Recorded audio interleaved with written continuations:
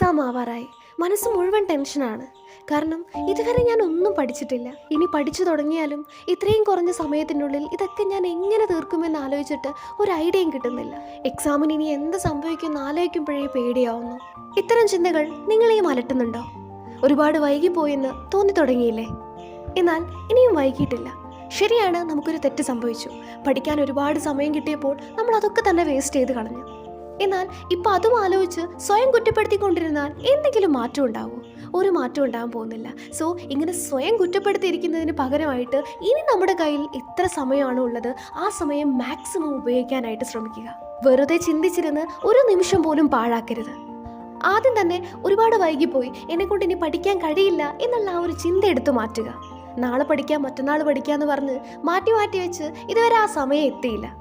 എന്നാൽ ഇന്ന് നിങ്ങളുടെ മുന്നിലൊരു അവസരമുണ്ട്. നിങ്ങളുടെ തെറ്റുകൾ തിരുത്താനുള്ളൊരവസരം.